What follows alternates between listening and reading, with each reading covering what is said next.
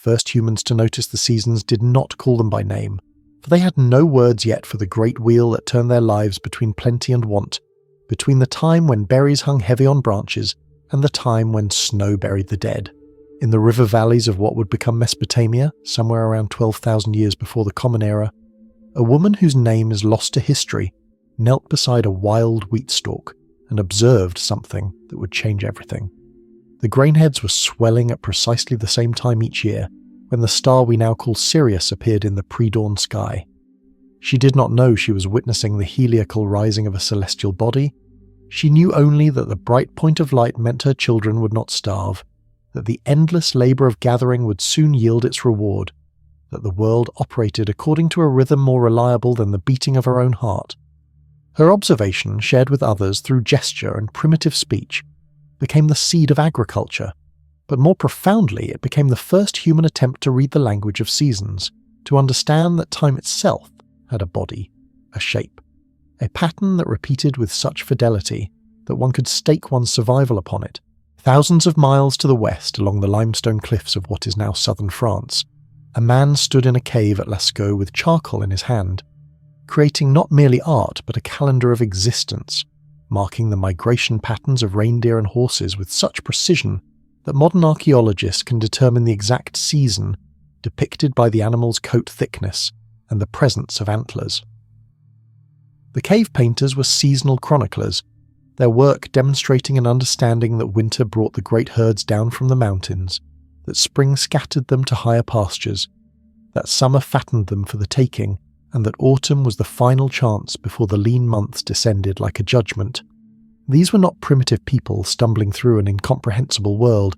They were sophisticated observers who had cracked the code of cyclical time, who understood that the cosmos was not chaotic but ordered, and that this order could be learned, anticipated, and exploited for survival.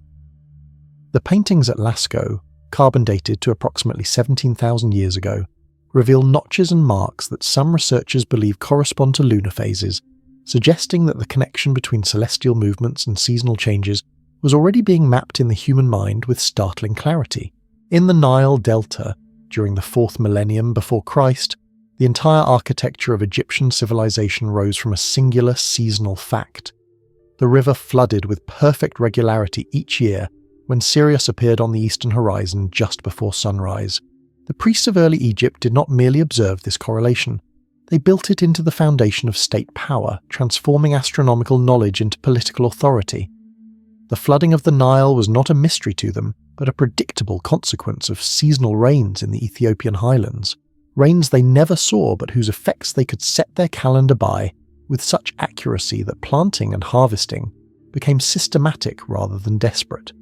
The Egyptian civil calendar of 365 days, one of humanity's first attempts to standardize the seasonal year, was born from this observation, though it lacked the quarter day that would later necessitate the leap year adjustment. The Egyptians divided their year into 3 seasons: Akhet, the inundation, when the Nile swallowed the fields and deposited fresh silt; Pereh, the growing season, when shoots emerged from the rich earth; and Shemu, the harvest, when grain was cut and stored against the inevitable return of the flood. This tripartite division reflected not an abstract understanding of seasons, but a lived reality, where the difference between seasonal periods was literally the difference between life and death for millions.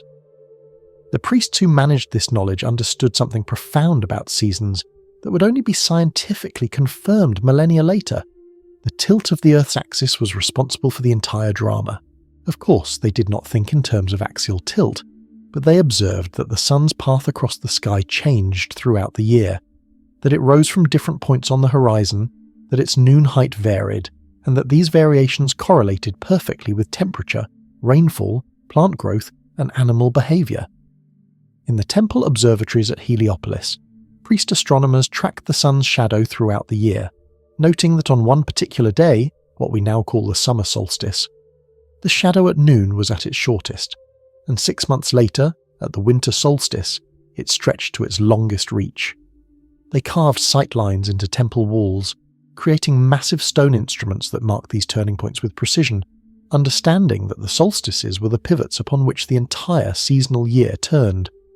The word solstice itself derived from the Latin solstitium, meaning sun stands still, captures this ancient observation that at these extreme points, the sun's daily movement north or south along the horizon appears to pause before reversing direction. In ancient China, during the Shang dynasty, around 1600 years before the Common Era, the seasonal calendar had already evolved into a sophisticated system that recognized not 4, but 24 distinct seasonal divisions, each marking subtle shifts in weather, plant phenology, and animal behavior. The Chinese understood that the transition between what they called Dong, winter, and Chun, spring, was not a sudden event but a gradual unfolding marked by specific natural phenomena. The eastern wind begins to thaw, hibernating insects start to stir, fish swim up beneath still frozen ice. These microseasons, called jiqi, were observations accumulated over centuries, refined through the bitter lessons of failed crops and successful harvests, encoded into a calendar that told farmers precisely when to sow millet, when to expect the first plum blossoms, when to prepare for the arrival of migratory birds. The genius of this system lay in its recognition that seasons were not uniform blocks of time but continuous processes, that nature did not leap from winter to spring but transitioned through observable stages that could be named, anticipated, and used as guides for action. The seasonal knowledge of ancient peoples was not merely practical but cosmological, embedded in mythologies that explained why the wheel turned at all. In the Mediterranean world, the Greeks told the story of Persephone, daughter of Demeter, the goddess of harvest, who was abducted by Hades and taken to the underworld. Demeter's grief was so profound that she withdrew her blessing from the earth, causing plants to wither and die, the first winter. The myth resolved with a compromise. Persephone would spend part of the year in the underworld and part with her mother, and thus the seasons were born, with spring arriving when mother and daughter reunited, and autumn descending when Persephone returned below. This narrative, recited in the Eleusinian Mysteries and known to virtually every Greek, was not a primitive attempt to explain seasons in the absence of science. It was a poetic encoding of seasonal experience, a way of giving emotional and spiritual significance to the observable fact that the world died and was reborn each year. The myth acknowledged a truth that pure astronomical observation could not capture, that seasons were not just physical phenomena but psychological ones, that winter was experienced as loss and death, that spring was felt as resurrection and hope. In the British Isles, long before the Romans arrived with their calendars and their Latin names for months, the Celtic peoples had organised their year around 4 major seasonal festivals that marked the hinges between the great periods. Samhain, celebrated when the sun reached 15 degrees into Scorpio, typically at the end of October, marked the beginning of winter and was understood as a time when the boundary between the living and the dead grew thin. Imbolc, in early February, signalled the first stirrings of spring, the lambing season, the return of milk. Beltane, in early May, celebrated the full arrival of summer, the time when cattle were driven to summer pastures and fires were lit to protect them from disease and misfortune. Lughnasadh, in early August, marked the beginning of harvest time, the first fruits of the agricultural year. These festivals were positioned not at the solstices and equinoxes, which the Celts certainly knew, but at the cross-quarter days between them, suggesting a different philosophy of seasons, that the astronomical turning points were not beginnings but middles, that midsummer was the height of summer's power, not its commencement, that the real transitions occurred in the subtle spaces between the sun's extreme positions. The Roman calendar that eventually dominated Europe through imperial conquest and Christian adoption was itself a palimpsest of seasonal understanding, bearing the marks of multiple attempts to align human timekeeping with celestial and agricultural reality. The original Roman calendar, attributed to Romulus, and dating to the 8th century before the Common Era, contained only 10 months and began in March, the month of Mars, when the military campaigning season opened and when farmers returned to their fields after winter's pause. January and February did not exist in this scheme, or rather, they existed as a nameless winter period that simply didn't count, a dead time between years when nothing important happened. This reveals something striking about the Roman perception of seasons. Winter was so distinct from the productive months, so separated from the rhythms of warfare and agriculture, that it fell outside the temporal order entirely, a kind of collective holding of breath before the year began again. It was Numa Pompilius, the second king of Rome, who reformed this chaos by adding January and February, extending the calendar to 12 months, and attempting to synchronize it with the lunar year. though the mathematics of this synchronization proved maddeningly imperfect, requiring constant intervention by priests and politicians to prevent the calendar months from drifting away from the seasons they were supposed to represent. By the time Julius Caesar enacted his calendar reform in 46 before the Common Era, the Roman civic calendar had drifted so far from the seasonal reality that it was off by more than 2 months. Harvest festivals were being celebrated when the grain was still green in the fields, winter rituals performed in autumn weather. Caesar's solution, developed with the Egyptian astronomer Sosigenes, was to abandon the lunar calendar entirely and adopt a solar year of 365 1/4 days, with an extra day added every 4 years to account for the quarter day. This Julian calendar was a triumph of seasonal understanding applied to civil administration. It recognized that the seasons were dictated by the sun, not the moon, and that any calendar meant to keep faith with agricultural and climatic reality had to follow the solar year.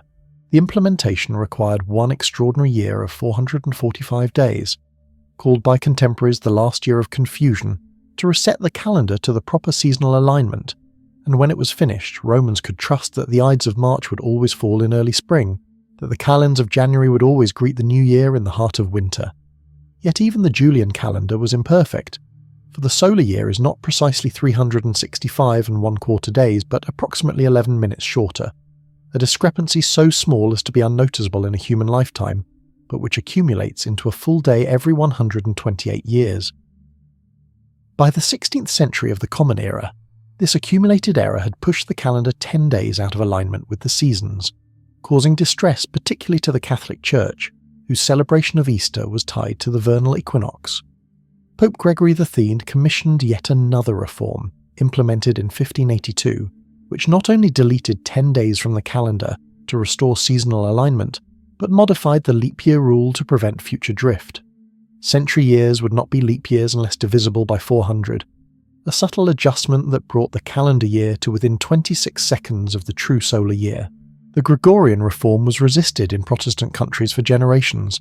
Britain did not adopt it until 1752, and Russia waited until the Soviet Revolution, because accepting the Pope's calendar was seen as a concession to Catholic authority, demonstrating that even something as apparently objective as seasonal time could become a battleground for religious and political identity. The science of why seasons occur remained mysterious, until surprisingly recently in human history, despite millennia of accurate observation and calendar making. Ancient astronomers knew that the sun's path changed throughout the year, that it rose higher in summer and lower in winter, but the mechanism behind this change was elusive. Aristotle believed that the sun physically moved closer to Earth in summer and farther away in winter, a reasonable hypothesis given that things grow warmer when nearer to a heat source, but exactly wrong. The actual explanation, that Earth's axis is tilted approximately 23.5 degrees relative to its orbital plane around the Sun, causing different hemispheres to receive more direct sunlight at different times of year, required first accepting that Earth orbits the Sun rather than the reverse, a cognitive revolution that did not solidify until the 17th century with Kepler and Newton. The tilt means that when the northern hemisphere is angled toward the Sun, it experiences summer while the southern hemisphere endures winter, and 6 months later, when Earth has travelled halfway around its orbit, the situation reverses. This elegant explanation, so familiar to modern students that it seems almost trivial, represents one of humanity's great intellectual achievements, the realization that our experience of seasons is not about solar distance, but about angle, not about the sun's variation, but about Earth's orientation. The obliquity of the ecliptic, as the axial tilt is formally called, has not been constant over the deep spans of geological time. The gravitational influence of the moon and planets causes the angle to vary between 22 and 24.5 degrees over a cycle of approximately 41,000 years, a variation that has profound effects on climate and therefore on the intensity of seasons. During periods of greater tilt, seasonal contrasts are more extreme: hotter summers, colder winters, greater differences between equatorial and polar climates. During periods of minimal tilt, seasons moderate, and the poles receive slightly more annual sunlight while the equator receives slightly less, potentially triggering ice age dynamics through mechanisms that are still being refined by paleoclimatologists. The Serbian mathematician Milutin Milankovic, working in the early 20th century, developed the theory that these orbital variations, not just axial tilt, but also the shape of Earth's orbit and the precession of the equinoxes, act as pacemakers for the ice ages, driving the advance and retreat of glaciers that have so profoundly shaped the Earth's surface and the evolution of life upon it. Milankovitch's calculations, performed before the age of computers, represent a stunning integration of astronomy and climatology, demonstrating that seasons are not just an annual phenomenon, but also a characteristic that varies over eons, shaping the very possibility of life as we know it. The experience of seasons varies dramatically depending on latitude, a fact that has shaped human culture, migration and psychology in ways both obvious and subtle. Near the equator, seasonal variation is minimal. Temperature remains relatively constant throughout the year, and the primary seasonal marker is rainfall rather than temperature, the alternation between wet and dry seasons rather than cold and warm. The peoples of equatorial Africa, Amazonia, and Southeast Asia developed cultures where the concept of winter as a time of cold and dormancy simply did not exist. Instead, their seasonal calendars revolved around monsoons, floods, and droughts. The Maasai of East Africa, for instance, traditionally divided the year into two seasons, the long rains from March to May, and the short rains from October to November, with the dry periods between them marking times of hardship when pasture quality declined and cattle suffered. This wet-dry seasonality selected for different adaptive strategies than the temperature-driven seasons of higher latitudes. Herding, nomadism, and the ability to move livestock to where rain had fallen, rather than the grain storage, permanent settlement, and architectural insulation required by cold winters. At high latitudes, the seasonal drama intensifies into something almost unrecognizable to people from temperate zones. In the Arctic and Antarctic regions, the tilt of Earth's axis creates the phenomenon of polar day and polar night, where the sun either never sets or never rises for periods ranging from a single day at the polar circles to 6 months at the poles themselves.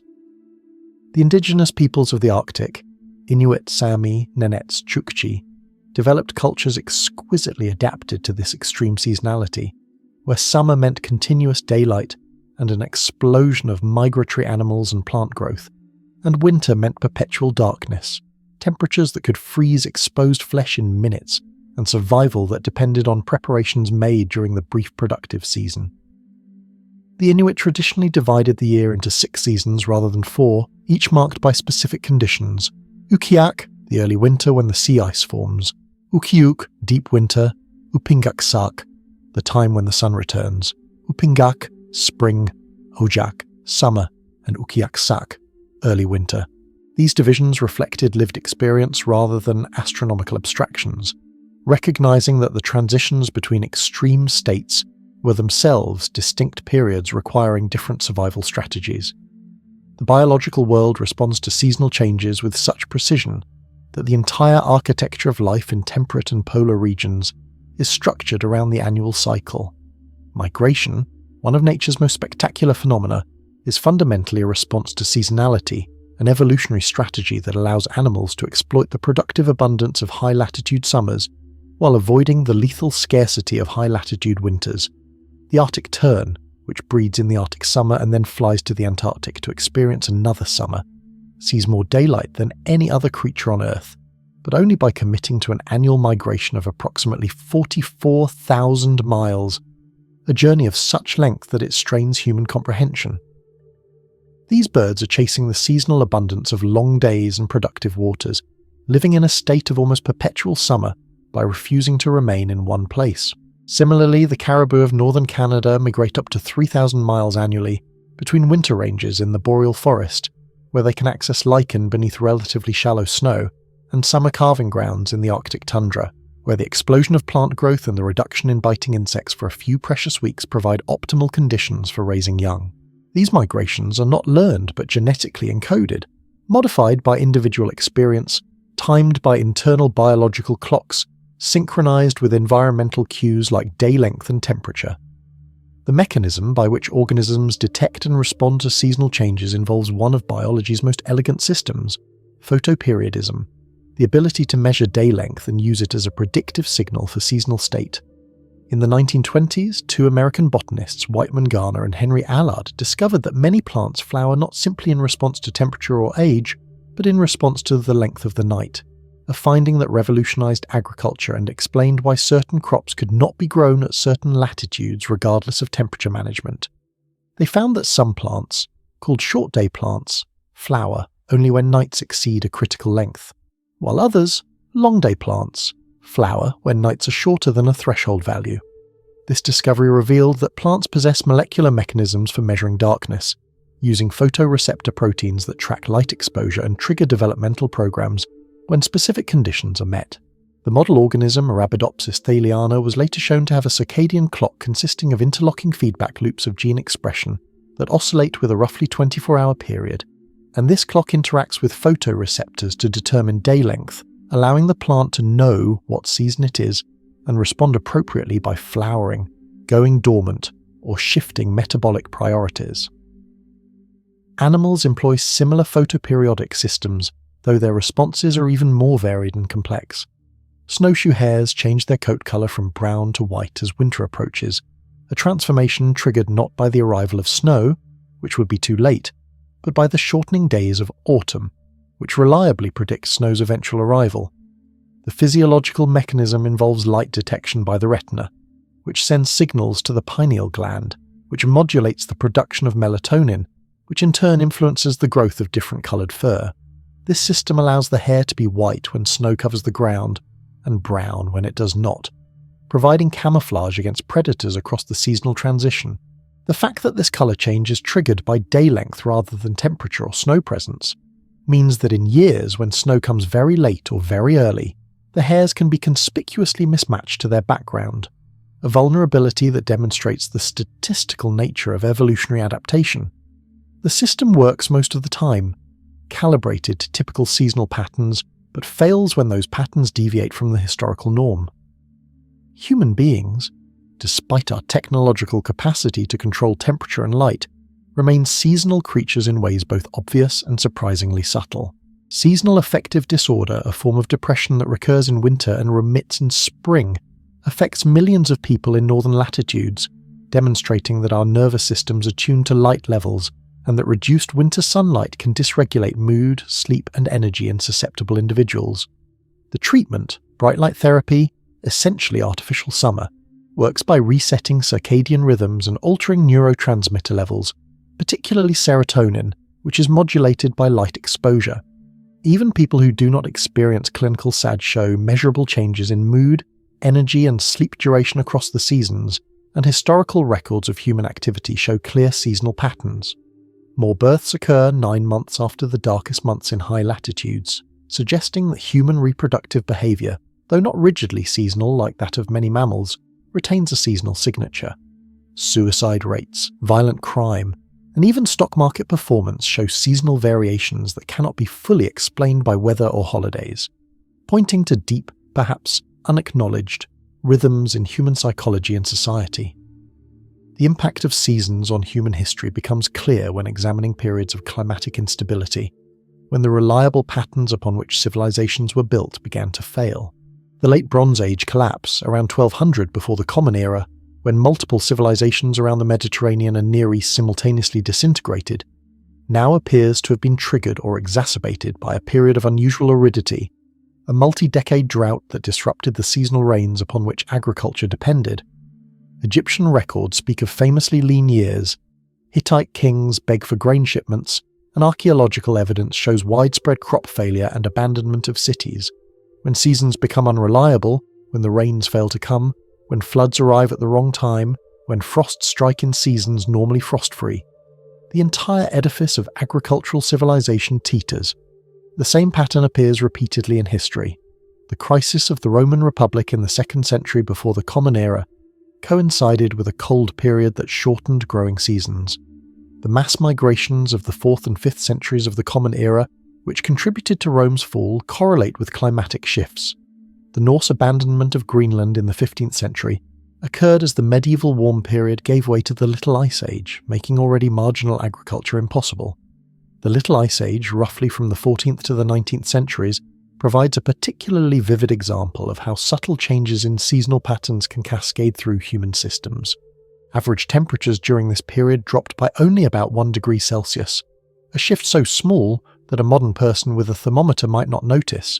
but the consequences were enormous because the change was not uniform across the year.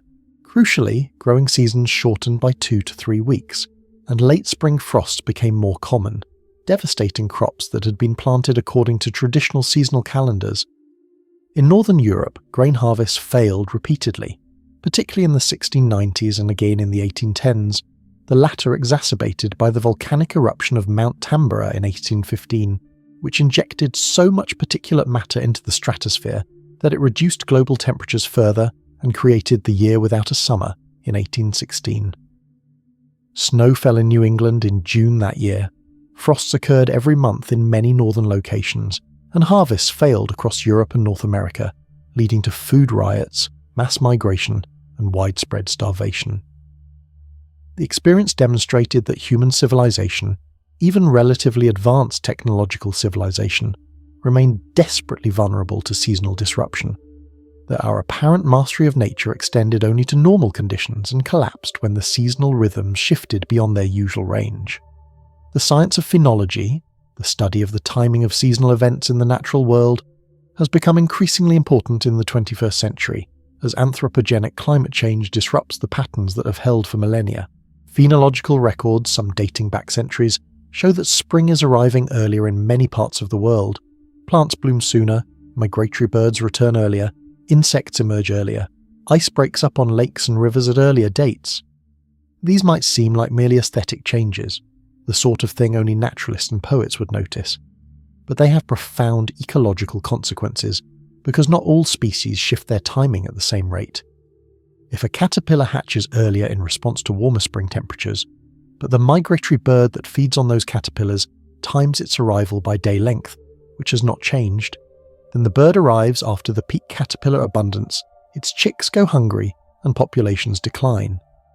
This phenomenon, called phenological mismatch, is disrupting ecosystems worldwide, decoupling predator-prey relationships, plant-pollinator mutualisms, and parasite-host dynamics that evolved over thousands of years of stable seasonal patterns. The cultural response to seasons has varied enormously across human societies, but certain themes recur with striking frequency. The winter solstice, the shortest day and longest night, has been celebrated by almost every culture that experiences significant seasonal variation, marked by festivals that emphasize light, fire, feasting, and the promise of the sun's return. The Roman Saturnalia, the Norse Yule, the Persian Shab-e Yalda, the Chinese Dongji Festival, and eventually the Christian Christmas all cluster around the winter solstice, transforming the astronomical fact of the sun's annual minimum into occasions of profound cultural significance. These festivals served multiple functions. They provided psychological relief during the darkest, harshest part of the year. They reinforced social bonds through communal celebration and gift-giving. They marked time in an era before standardized calendars, and they enacted sympathetic magic, as if by celebrating the sun's strength and making light in the darkness, humans could ensure the sun's return and the renewal of life. The fact that these celebrations involved feasting, the conspicuous consumption of stored resources, demonstrates confidence in the seasonal cycle, a declaration that winter will end and spring will provide again, so current abundance can be enjoyed rather than hoarded in perpetual anxiety. The spring equinox, when day and night are equal, and the balance tips toward increasing light, has similarly been marked by festivals emphasizing renewal, fertility, and resurrection. The Jewish Passover, commemorating the Exodus from Egypt, is explicitly linked to spring, celebrated in the month of Aviv, which means spring when barley ripens. The Christian Easter, calculated as the first Sunday after the first full moon after the vernal equinox, layers the resurrection narrative onto the resurrection of the natural world, death overcome by life, winter overcome by spring. The Persian Nowruz, New Year celebrated at the exact moment of the vernal equinox, continues ancient Zoroastrian traditions and is observed across Central and Western Asia with rituals of cleaning, renewal, and the symbolic arrangement of 7 items beginning with the letter S in Persian, representing different aspects of life and hope for the coming year. These spring festivals acknowledge the obvious reality that after the privation of winter, the world comes alive again, that this return is worth celebrating, and that human life, so dependent on the seasonal provision of food, must align itself with this great turning. Agricultural societies developed elaborate bodies of seasonal knowledge that were transmitted orally through proverbs, sayings, and observed correlations between natural phenomena. English farmers knew that oak before ash, in for a splash, ash before oak, in for a soak, meaning that if oak trees leafed out before ash trees, the summer would be wet, but if ash preceded oak, the summer would be dry, a correlation that has some meteorological basis in the weather patterns that produce late versus early springs. They knew that a cold, dry March was ideal for barley planting, that certain fungi only appeared after the first frosts, that the flowering of hawthorn signalled the safe time for planting tender crops. Japanese farmers observed that the blooming of cherry blossoms indicated the proper time for rice planting, a correlation so reliable that centuries of records on cherry blossom dates now provide climate scientists with one of the longest continuous phenological datasets in existence, showing with stark clarity that spring has shifted earlier in recent decades. This traditional ecological knowledge represents thousands of years of empirical observation, refined through the harsh filter of survival. Farmers who read the seasonal signs correctly ate, those who misread them starved. The development of controlled environment agriculture, beginning with simple greenhouses in Roman times and accelerating dramatically in the 20th century with electric lighting, heating and cooling, represents humanity's most direct attempt to escape seasonal constraints. The Roman Emperor Tiberius, according to Pliny the Elder, was so fond of cucumbers that his gardeners grew them year-round in wheeled frames covered with translucent stone that could be moved into the sun and sheltered from cold, an early greenhouse technology. By the 17th century, European aristocrats were building elaborate glass houses to grow tropical fruits and ornamental plants, demonstrating wealth through the conspicuous defeat of seasons, eating strawberries in January and pineapples in London. The modern supermarket, where strawberries, tomatoes and grapes are available year-round regardless of local season, represents the full flowering of this impulse, achieved through a global supply chain that chases the seasons around the world, sourcing from the southern hemisphere when it is winter in the north, from hothouses when it is winter everywhere, from thousands of miles away to create the illusion of a seasonless abundance. The energy cost of this system is enormous, the environmental impact profound, and the cultural consequence significant. Several generations of children in developed nations have now grown up without understanding that foods have seasons, that strawberries naturally ripen in late spring and early summer, that tomatoes are summer fruits, that apples are autumn harvest. Yet despite technological attempts to abolish seasons, they persist in structuring human life in ways that are often invisible until pointed out. School years in most of the world still follow an agricultural calendar, with long summer breaks originally designed to release children for farm labour during the most labour-intensive season, though now justified by other rationales or by simple tradition. Fashion industries operate on seasonal collections, spring, summer and fall, winter, even in climates where temperature variation barely justifies different wardrobes. Sports seasons still align roughly with historical patterns, baseball and cricket in summer, football and rugby in autumn and winter, though indoor sports have weakened these associations. The fiscal year in many countries begins in April, a vestige of agricultural calendars where the year truly began with spring planting, and accounts were settled after harvest. Tourism patterns remain intensely seasonal, with summer driving travel to beaches and winter driving travel to ski resorts, creating enormous economic fluctuations in seasonal destinations and necessitating elaborate strategies to extend or diversify the season. The psychological experience of seasons, particularly in literature and art, has been used as a metaphor for human life stages since at least classical antiquity. Spring represents youth, innocence, new love, and potential. Summer represents maturity, fullness, and accomplishment. Autumn represents decline, ripeness, tipping toward decay, harvest, but also loss. Winter represents old age, death, but also wisdom and rest. This symbolic system is so deeply embedded in Indo-European cultures that it operates almost unconsciously, informing poetry, visual art, music, and film. Vivaldi's The Four Seasons, composed in 1723, remains one of the most recognizable pieces of classical music, each concerto evoking the character of its season through musical language. Spring's birdsong and gentle breezes, summer's thunderstorms and torpid heat, autumn's harvest celebration and hunt, winter's shivering cold and skating on ice. The power of this work lies not just in its technical achievement, but in its confirmation of shared experience, its demonstration that seasons have emotional colours, that winter really does feel stark and lonely, that spring really does feel hopeful and energising, and that these feelings are not individual quirks but human universals, at least for humans living in temperate climates with pronounced seasonal variation. The question of how seasons will change in the coming decades and centuries as anthropogenic climate change progresses has become one of the most pressing scientific and practical concerns of our era. Climate models consistently project that seasonal temperature contrast will shift in complex ways. Winters warming faster than summers in many high-latitude regions, leading to shorter winters, but not necessarily milder peak winter conditions due to disruptions in polar vortex stability. Growing seasons lengthening in some areas while becoming less predictable in others due to increased weather volatility. Precipitation patterns shifting so that wet seasons and dry seasons change their timing and intensity, potentially devastating agriculture in regions adapted to current patterns. The impact on ecosystems could be catastrophic in many cases, as species adapted to specific seasonal cues find those cues decoupled from the environmental conditions they predict.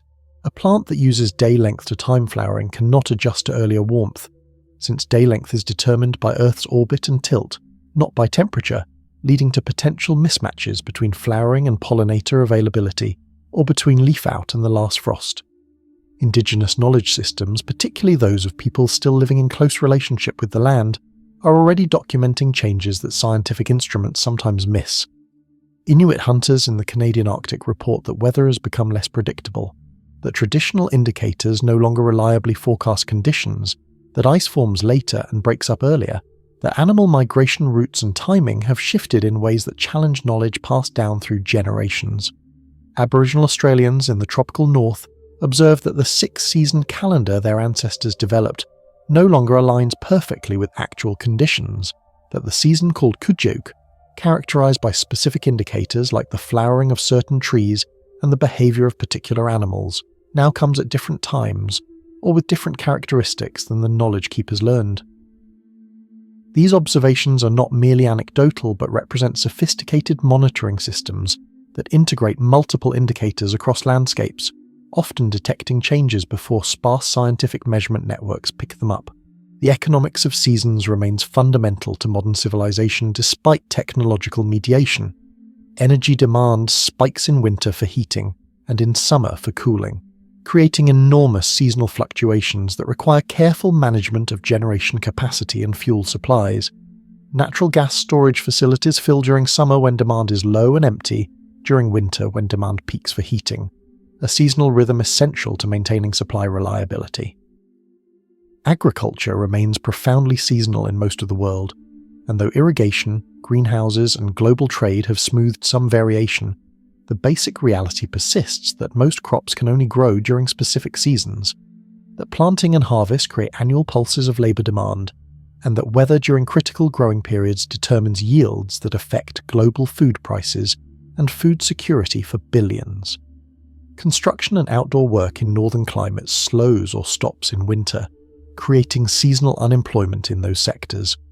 Retail sales spike dramatically in the weeks before winter holidays in many cultures, with some businesses earning a majority of annual revenue in this brief period, a pattern so pronounced that the day after Thanksgiving in the United States is called Black Friday, supposedly the day when retailers' annual accounts move from red ink to black. The measurement and standardization of seasons has never been fully resolved, with different systems coexisting and serving different purposes. Astronomical seasons, defined by solstices and equinoxes, place the solstices in the middle of summer and winter, meaning summer begins on the summer solstice, around June 21st in the Northern Hemisphere, and includes July and August. Meteorological seasons, used by climatologists and weather services, divide the year into 4 3-month periods based on temperature patterns. December through February is winter, March through May is spring, June through August is summer, September through November is autumn. These systems produce different season boundaries by about 3 weeks, and neither perfectly captures the experienced reality in any particular location, since seasons begin at different calendar dates depending on latitude, proximity to oceans, and local geography.